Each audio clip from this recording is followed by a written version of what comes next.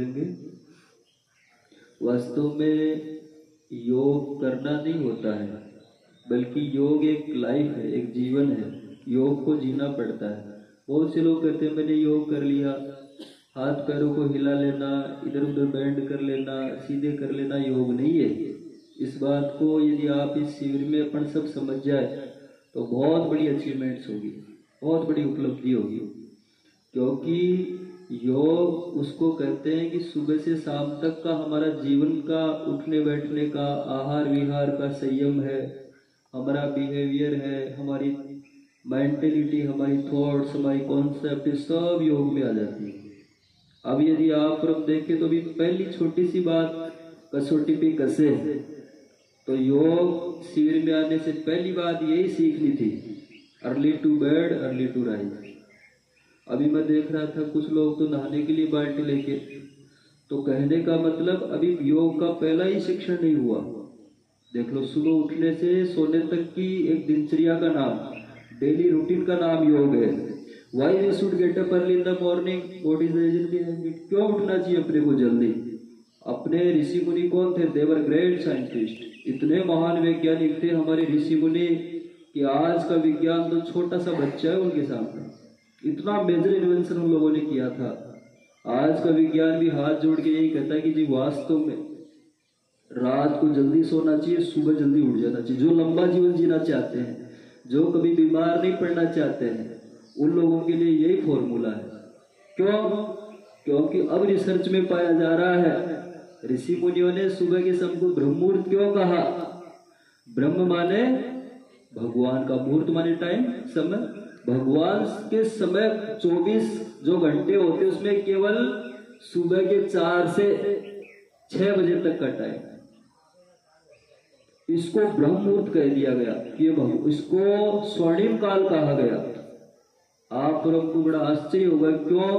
क्योंकि ऋषि मुनियों ने देख लिया था कि 24 घंटे में केवल यही 2 घंटे ऐसे हैं जिस समय प्रकृति का कोमल प्राण धरती पर आता है, इतनी प्रचंड प्राण ऊर्जा बरसती है। यदि आप कुछ भी नहीं करें, सुबह मॉर्निंग वॉक के लिए निकल गए, ये भी बहुत बड़ा काम हो गया। हमारे जो लंग्स है उनको प्राण तत्व है। क्यों होता है? क्योंकि जितना भी हमारा जो एटमॉस्फेयर है, क्लाइमेट है, जलवायु है, जैसे ही सनराइज सूर्योदय होता है तो सारे जो डस्ट है, धूल के कण पूरे एटमॉस्फेयर में व्याप्त हो जाते हैं और वो लंग्स के लिए हार्मफुल है। तो रात के 2-3 बजे तक वो सारा प्योरीफाई हो जाता है, प्रकृति का सिस्टम है। तो जो व्यक्ति सुबह 4 बजे उठ जाए वो समझ लेना, स्नान कर ले तो और भी बड़ी बात है कि वो व्यक्ति एक स्वर्णिम समय में अपने आप को प्रिपेयर कर रहा है। और इसके पीछे एक और बड़ा लॉजिक पाया गया। आपको पता है हमारी 9 ग्लैंड्स होती है। कौन कौन सी? वैसे तो 2 प्रकार की ग्लैंड्स होती है ना, एक तो एंडोक्राइन ग्लैंड्स होती है, एक एक्सोक्राइन ग्लैंड्स होती है। माने एक तो बहिस्रावी ग्रंथियां, एक अंतःस्रावी ग्रंथियां। तो अंतःस्रावी ग्रंथियों पे भी साइंस का कोई कंट्रोल नहीं है, भले ही विज्ञान बड़े बड़े दावे करता हो। कौन कौन सी? हमारी पिनियल ग्लैंड्स है, पिट्यूटरी ग्लैंड्स है, हाइपोथैलेमस है, थायराइड ग्रंथि है, पैराथायराइड ग्रंथि है, थाइमस है, पैनक्रियाज है, एड्रिनल ग्रंथि है ना। ऐसे ही टेस्टिस है ना, महिलाओं में अंडा से। तो ये 9 ग्रंथियां होती है। तो कहने का मतलब अभी विज्ञान का इसके ऊपर कोई कंट्रोल नहीं है, भले ही बड़े विज्ञान दावे करते हो लेकिन पुश हो जाते हैं। तो कहने का मतलब ये मनमानी क्यों करती है? जैसे पिनियल ग्लैंड्स की आप लोग बात करें तो ये ग्रंथि एक मेलाटोनिन नाम का हार्मोन स्रावित करती है अंदर से। तो इसका सिस्टम सूर्य से संबंध पाया गया है कि रात को सबसे ज्यादा जैसे ही सनसेट होता है 8, 9, 10 बजे तक ये इतनी एक्टिव हो जाती है, इतना सारा मेलाटोनिन हार्मोन्स बनाती है। तो अपने आप शरीर बड़ा टायर्ड, बड़ा ऐसा फील होता है कि बस बिल्कुल थक करके चूर हो गए हो, क्योंकि वो अपने को इंडेक्ट कर रही है, अपने को निर्देश दे रही है कि अब ये सोने का समय है। लेकिन अब लोग समझते नहीं प्रकृति के सिस्टम को। योगा क्या है? योग यही व्यवस्था है कि जितना जल्दी हो सके उतना जल्दी सो जाए, जितना पॉसिबल हो। गुरुदेव 8 बजे ही सो जाते थे और सुबह कहते हैं 2-3 बजे ही उठ जाते थे, क्योंकि ये ऋषि मुनि समय को जानते थे। मेलाटोनिन हार्मोन सबसे ज्यादा बनता है तो मान लो शरीर उस समय बिल्कुल थका हुआ होता है, लेकिन बच्चे रात के 1-1 बजे तक स्टडी करते हैं, जबकि उस समय में कोई लर्निंग होती ही नहीं है। अत्याचार वो शरीर के ऊपर। यदि बच्चे सुबह रात को जल्दी सो जाए और सुबह जल्दी उठ जाए 4 बजे, तो क्या होता है, जैसे ही सूर्योदय का समय होता है तो मेलाटोनिन हार्मोन बिल्कुल कम बनने लगता है, उतनी स्फूर्ति तरोताजा शरीर बनी रहती है। खैर एक स्वास्थ्य के ऊपर एक अलग लेक्चर हो रहा था, लेकिन अब संक्षेप में यही समझ लें कि वास्तव में मैं इसलिए कह रहा हूँ कि बहुत सारे स्टूडेंट्स बहुत लेट उठ रहे हैं। आज सीढ़ी में यही तो सीखने आए हैं कि कम से कम हमारी दिनचर्या कैसी हो, स्वस्थ हम कैसे रहे।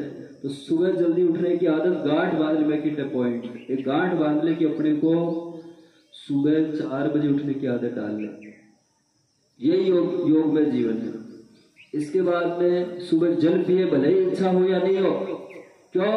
क्योंकि हमारी जो सैलिवा या स्लाइवा, बहुत प्रोनाउंसिएशन करेक्ट, तो सैलिवा क्या होती है, इसके अंदर क्षारीय तत्व होता है। क्षार और अम्ल जानते हो ना, एसिडिक और एल्कलाइन क्षार। तो इसमें क्या होता है कि सबसे ज्यादा लार जो कि क्षारीय होती है और पेट में रात और अम्ल एसिड सबसे ज्यादा पैदा होता है। तो जैसे ही आप सिप सिप करके घूंट घूंट करके पानी पीते हैं सुबह का बिना कुल्ला किए, तो वो क्या होगा, क्षार तत्व जल में मिल जाएगा और बढ़े अम्ल को क्या करेगा, न्यूट्रलाइज करेगा। माने केमिस्ट्री की भाषा में तो लवण, नमक वाला लवण नहीं, साइंस वाला तो लवण बनता है, माने उसको न्यूट्रलाइज कर देगा, उदासीन कर देगा। कितनी गजब की, हमारी इसको ऊषापान कहा गया। मैंने कहा ना, ऋषि मुनि इतने बड़े वैज्ञानिक थे, ऐसा कोई क्षेत्र नहीं छोड़ा जिन्होंने रिसर्च नहीं किया उसके ऊपर। आज अपन लोग इंटरनेट की दुनिया में, ये मोबाइल कुछ नहीं है, इससे एडवांस टेक्नोलॉजी ऋषि मुनियों के पास में थी। अपने माइंड को इतना डेवलप करते थे कि थॉट्स को ईथर में फेंकते थे और वहां से कैच करके ये जो पिनियल ग्लैंड जिसको तीसरी आंख कहते हैं, इसको एक्टिव कर लिया करते थे। और कहा इंग्लैंड में यदि कहीं क्रिकेट मैच चल रहा हो तो ऋषि मुनि आंख बंद करके, संजय नाम का व्यक्ति, तो ऐसी बातें बहुत सारे एग्जाम्पल्स है। तो ऋषि मुनियों ने कहा सुबह उठते ही ऊषापान करना चाहिए। 2 बात हो गई, सुबह जल्दी उठना चाहिए और ऊषापान करना चाहिए।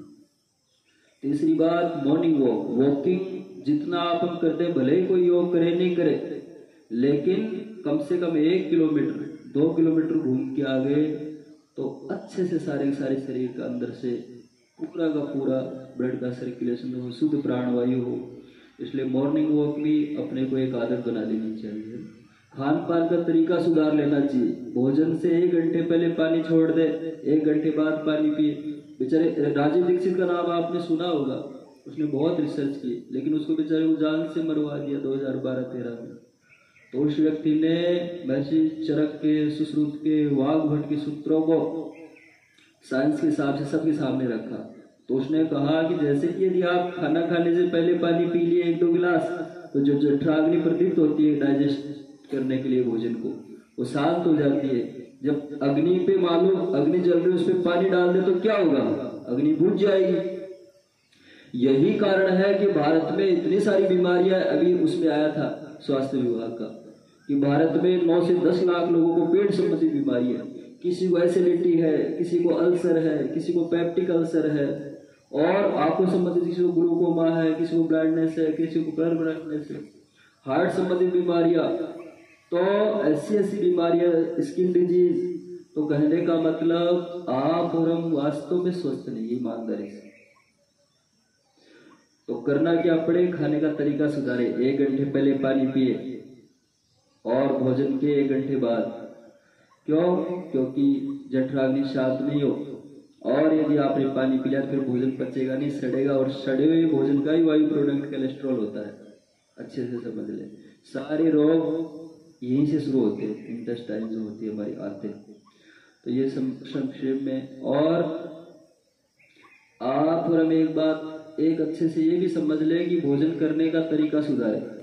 जितना आज यही कारण है कि 70-80 साल से ज्यादा कोई जीवन नहीं जी पा रहा है। पहले 80 साल से ज्यादा कोई जीवन नहीं जी पा रहा है। पहले वाले लोग 120 साल, 150 साल। आज क्या हो गया, आज तो डॉक्टर लोग खुद ही बीमार पड़े हुए हैं। सही बात ये है। और अब लाइफ इतनी, अब तो ये बता रहे हैं रिसर्च कि 40-50 साल तक राम नाम सत्य होने वाला है। अब जो जनरेशन आने वाली है, कब बच्चा हुआ, युवा हुआ, कब डेथ हो गई, अब यही समय आ रहा है।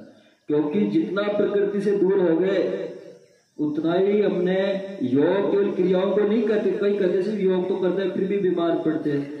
अरे योग केवल हाथ पैर हिलाने को थोड़ी करते हैं, योग में जीवन होता है। तो इसमें क्या करना पड़ता है, खान पान का तरीका चबा चबा करके सैलेबा उसमें इंक्लूड हो जाए। और कड़ी भूख लगे तो ही खाए, ये भी योग है। भूख नहीं है, कच्ची भूख में ठूस रहे हैं, जैसे मालूम पहले से कोई काम दे रखा हो शरीर को और कच्ची भूख में हम खाना खा रहे हैं, तो वो क्या होगा, सारा का सारा वजन सड़ेगा, उसके पास में आंतों का कचूमर निकल जाएगा। इसलिए कड़ी भूख लगे तो ही खाए, भूख जरूरी है भोजन से पहले। ये अपना टाइम टू टाइम खाए, उसका निश्चित समय होना चाहिए। तली भुनी पिज्जा है, बर्गर है, चाउमीन है, सैंडविच, जितने भी ये फास्ट फूड है, जंक फूड है, ये शरीर के लिए भयंकर तबाही है। इसलिए क्या करें, महीने में 2 बार 3 बार 4 बार से ज्यादा नहीं खाना चाहिए मैदे से बनी हुई कोई भी चीजें, ये भी योग है। तो योग तो करेंगे, खान पान, आहार विहार और संयम तीनों चीजें जरूरी है ना, त्रिवेणी संगम बनता है तब आदमी स्वस्थ रहता है। और जिसको जो एज हो गई बहने, वो एक सबसे अच्छा योगा है मॉर्निंग वॉक, जाए थोड़ा रनिंग कर ले, सबसे अच्छा योग है।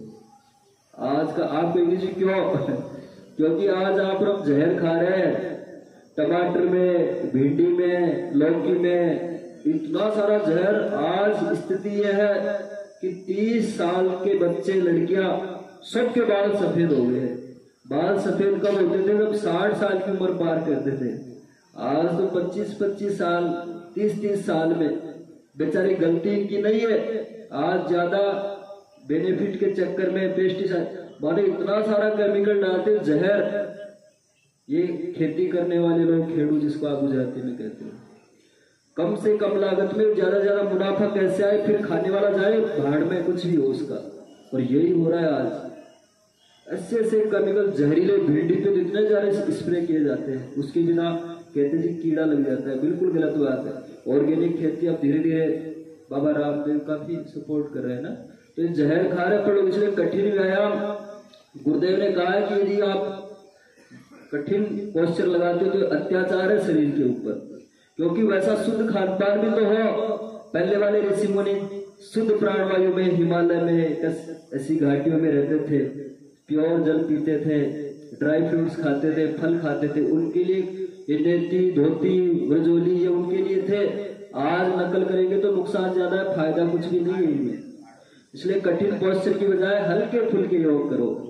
ये जो डेमोन्स्ट्रेशन के लिए बड़े बड़े योगाचार्य करते हैं, भले ही वो करते हो, अपने को उनके चक्कर में नहीं पड़ना। हल्के फुल्के योग है ना, बस अंदर से मसाज हो जाए शरीर की।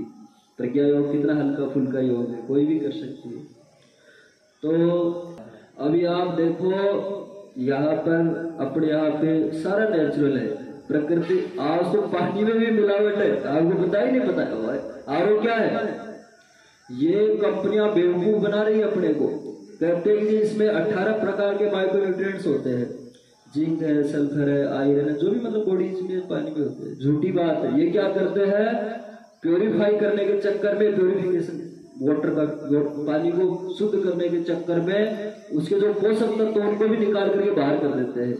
और जो पानी आप देखोगे, एल्कलाइन जो पानी होता है, क्षारीय पानी, वो सारे गुण खत्म हो जाते हैं। और वो पानी खुद आप एक्सपेरिमेंट कर सकते हैं। सौंप होती है, एक तो आरओ का पानी लेना गिलास में, और एक सादा पानी लेना कुएं का, कहीं नल का। तो आरओ वाले पानी में आप सौंप डाल देना, जीरा डाल देना, चलो आप देखेंगे कि उसका कलर चेंज नहीं होगा, लेकिन जो नेचुरल पानी उसका कलर चेंज हो जाएगा। इसका मतलब जैसे ही आप हम जो पानी पी रहे हैं आरओ के चक्कर में, मिनरल वाटर के चक्कर में, ये पानी खाने को पचाना तो दूर की बात है, बल्कि इस पानी को बाहर निकालने में शरीर को बड़ी मेहनत करनी पड़ती है। पहले वाले लोग ये मिनरल वाटर नहीं पीते थे, इसलिए आप हम अत्याचार कर रहे हैं शरीर के ऊपर। यहाँ पर मैंने देखा कितने हजार का टैंक है वो नेचुरल सोर्स पानी का, हार्वेस्टिंग 2 लाख लीटर पानी यहाँ स्टोरेज है। आप गए कि नहीं गए यहाँ पे टैंक पे, देखो पीने का, सॉरी वो ज्यादा है ना, 14 लाख।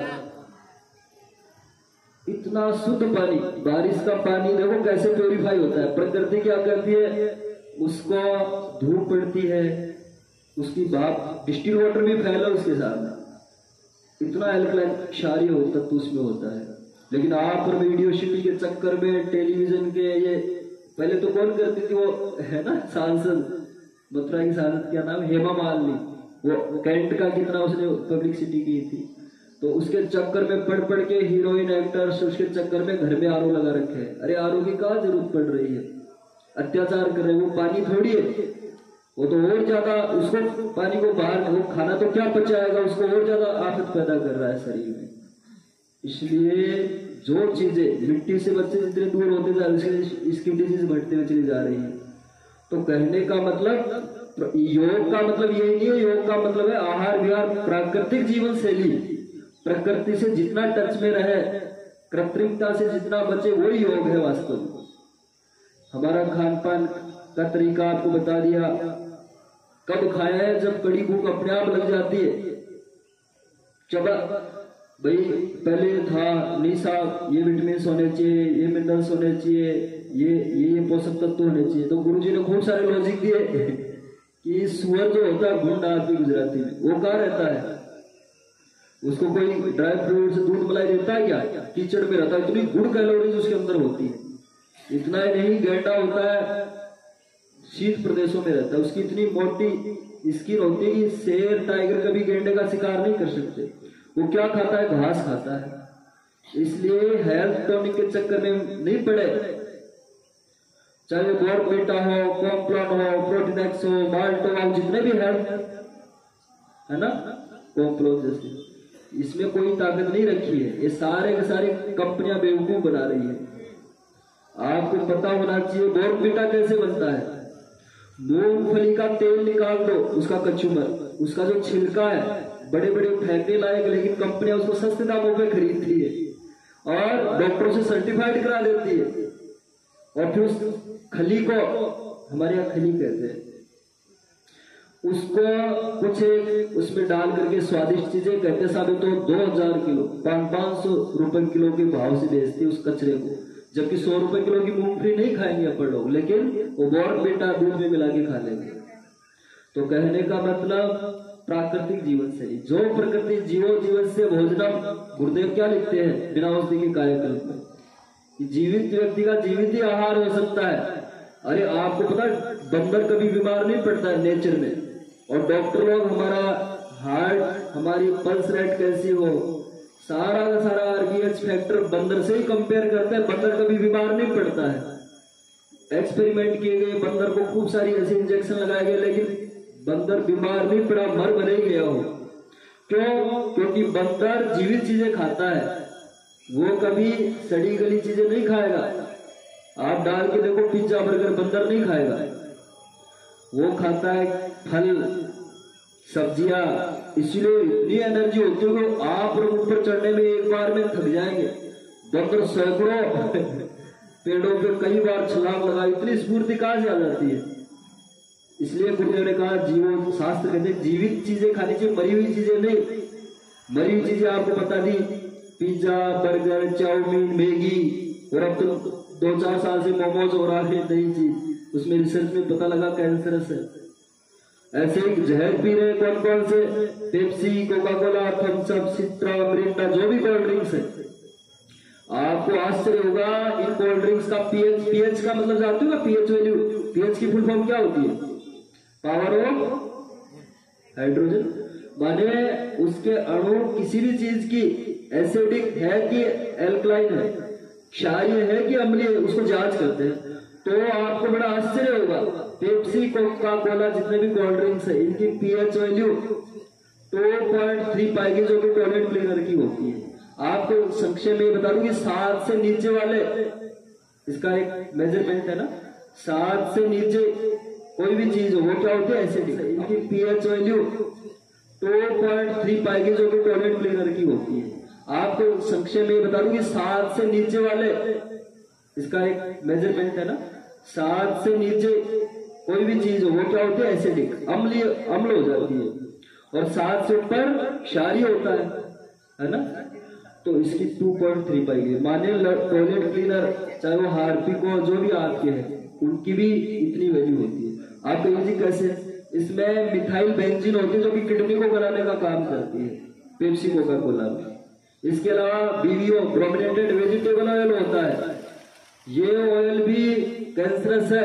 इसके अलावा एडोन सल्फान पेप्सी कोका कोला में डाली जाती है। एडोन सल्फान क्या होती है? कीड़े मारने की दवा। ये जो पेड़ पौधों पे, फसलों पे स्प्रे किया जाता है एडोन सल्फान का, मेजोरिटी क्वांटिटी के आधार पर देखें तो इन कोल्ड ड्रिंक्स में कार्बन डाइऑक्साइड का सबसे ज्यादा पाई जाती है। जैसे ही आप पेप्सी कोका कोला पियोगे एकदम से ऐसे झंझनाहट पैदा हो जाएगी, क्योंकि ऑक्सीजन की कमी होती है और ब्लड ऑक्सीजन से कार्बन डाइऑक्साइड का, हमारा जो ब्लड में हीमोग्लोबिन है उसे क्रिया करके हीमोग्लोबिन ऑक्साइड बना लेगा। तो कहने का मतलब आप और हम अनजाने में जहर खा रहे हैं, अनजाने में ऐसी ऐसी चीजें, टी स्लो पॉइजन, चाय भी धीमा जहर है। बच्चों की बहुत चिकनाई सब नष्ट हो रही है। पहले बहनों को नॉर्मल डिलीवरी होती थी, आज तो सर्जरी के बिना बच्चे ही पैदा नहीं होते। तो चाय को भी छोड़ दे, कम से कम पीते हो तो 2 बार से ज्यादा नहीं, और 50 साल से उम्र से ज्यादा पीते तो उनके लिए तो फायदा भी करेगी, लेकिन under 30 we should avoid it. तो कहने का मतलब प्राकृतिक जीवन शैली अपनानी पड़ेगी। जिन लोगों को शिकायत है कि जी योग तो खूब करते कोई फायदा नहीं हो रहा, अरे योग केवल क्रिया थोड़ी है, योग तो जीवन का तरीका है। आत्मा को परमात्मा से जोड़ने की, आत्मा को परमात्मा से आप कहेंगे जी कैसे? मेडिटेशन के माध्यम से। ध्यान तो हम लोग करते ही नहीं है। ध्यान इतना गजब का पावर है कि हमारे अंदर की ये सारी मसल्स होती है, न्यूरॉन्स होते हैं। न्यूरॉन्स क्या होते हैं? हमारे जो मस्तिष्क और हमारा जो नर्वस सिस्टम है, इसकी सबसे आप कह सकते फंडामेंटल यूनिट होती है न्यूरॉन। तो वो सारे एक्टिव होते हैं। न्यूरॉन्स माने जो अंदर से क्या पैदा करते हैं? न्यूरो इम्पल्स जो जनरेट करते हैं मस्तिष्क में। न्यूरो इम्पल्स भी 2 प्रकार के होते हैं ना, आप जानते हो, इलेक्ट्रिक नर्व इम्पल्स और एक केमिकल नर्व। ये साइंस का विषय है ना, अपने किसी में डिटेल में नहीं जाना। कहने का मतलब ये है कि वास्तव में आप और हम यदि आज के जमाने में स्वस्थ रहना चाहते हैं तो भारत की प्राकृतिक जीवन शैली को अपनाना ही पड़ेगा। इसके अलावा कोई उपचार है। डॉक्टर लोग तो हाथ खड़ा कर दिया मेडिकल साइंस ने, हमारे पास स्वास्थ्य नहीं है, हम तो खुद ही बीमार पड़े हुए हैं। इसलिए लाइफ स्टाइल चेंज करनी पड़ेगी। There is no option beyond it, है ना, इसके अलावा कोई ऑप्शन नहीं है। तो बहुत सारी बातें हैं स्वास्थ्य के बारे में सुनते भी, लेकिन इम्प्लीमेंट एग्जीक्यूट कोई नहीं करता है, कार्यान्वित कोई नहीं करता है, क्योंकि देखा देखी हो गई। अरे वो दूसरा ही पेप्सी कोका कोला पी रहा तो मैं क्यों नहीं पीऊं, दूसरा ही जब फास्ट फूड जंक फूड करा तो मैं क्यों नहीं खाऊं। ये जो विचार है ना जो यहाँ दिए जा रहे हैं, ये थोड़ी देर तो 1-2 दिन तो काम करेंगे फिर जैसे गर्म तवा हो, 1-2 बूंद पानी की डाल दे तो गर्म तवा ठंडा हो जाएगा क्या? नहीं होगा, वो 1-2 बूंद भी फिर से उड़ जाएगी। ऐसे 1-2 बूंद आपको अच्छी बातें बता रहे हैं, लेकिन जैसे समाज का माहौल ही ऐसा बना हुआ है, आप यदि यूट्यूब पे कुछ देख भी रहे हो, इंस्टाग्राम पे, तो सबसे पहले ऐड आते हैं। टेलीविजन देख रहे हो तो सबसे पहले वही ऐड आते हैं। दिन भर जो एक बात को, एक झूठ को 100 बार कहा जाए तो साइकोलॉजी क्या है कि वो झूठ सच लगने लग जाता है। तो हम लोग इतने ब्रिलियंट लोग जब इस चीज को यूज कर रहे हैं, उनकी लाइफ स्टाइल ऐसी, तो हम क्यों नहीं करें। तो ऐसे प्रवचन देने वाले तो राजीव दीक्षित जैसे लोगों को कोई मानता ही नहीं है ना। राजीव दीक्षित बड़ा गजब का आदमी था, पूरी दुनिया को हिला के रख दिया था। सारी कंपनियों ने मिलकर, अमेरिकन कंपनियों ने सबकी वाट लगा दी थी उसे अकेले आदमी ने। देखना, कभी सर्च करना राजीव दीक्षित के लेक्चर। अब हम श्वासन करेंगे, टाइम हो गया।